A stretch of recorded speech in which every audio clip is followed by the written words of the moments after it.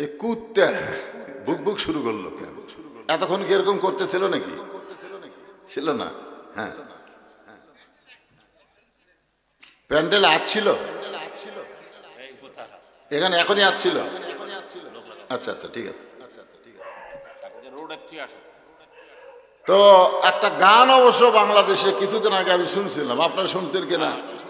কুত্তার বাচ্চা ফুটফুটা সুন্দর, শোনেন নাই? তা আমি তো মাঝে মধ্যে বলেন, ও বলে, আমি কিন্তু এই গান প্রথম শোনার পর চুম করছিলাম যে কুত্তার বাচ্চা ফুটফুটা সুন্দর, এইটা কেমন কথা? কারণ আল্লাহ কোরআনে বলেছেন একেবারে চারটা শপথ করে বলেছেন, অতীন একটা, অজাইতুন দুইটা, অতৌরি সিনিন তিনটা, ওয়াহাজাল বালাদিল আমিন। কয়টা শপথ? চারটা শপথ করে আল্লাহ বললেন লাকাদ খলাকনাল ইনসানা ফি আহসানি তাকওয়িম।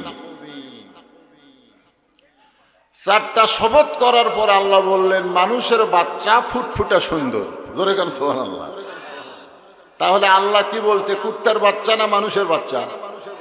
এখানে আল্লাহ কি বলতেছেন? খলাকনাল ইনসানা ফি আহসান। আহসান মানে চেহারা, এই ফি তাকবিম মানে চেহারা, আহসান মানে সুন্দর। তাহলে এখন আপনারা বলেন তো কুত্তার বাচ্চা সুন্দর না মানুষের বাচ্চা সুন্দর?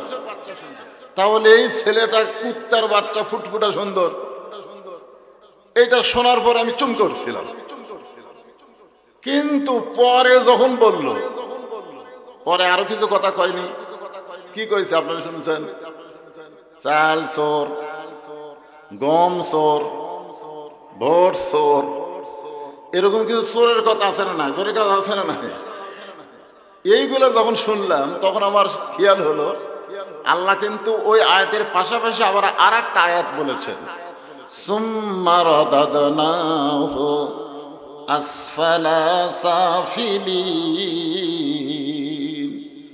কর্মদোষে এই ফুটফুটে সুন্দর মানুষের বাচ্চারাই হবে পশুর চাইতেও জঘন্য। তাহলে কুত্তার বাচ্চার চাইতেও মানুষের বাচ্চা কর্মদোষে বেশি খারাপ। যে মানুষের বাচ্চাগুলো এখনো রাস্তাঘাটে ঘুরতেছে, জোরে কোন কথা ঠিক কিনা?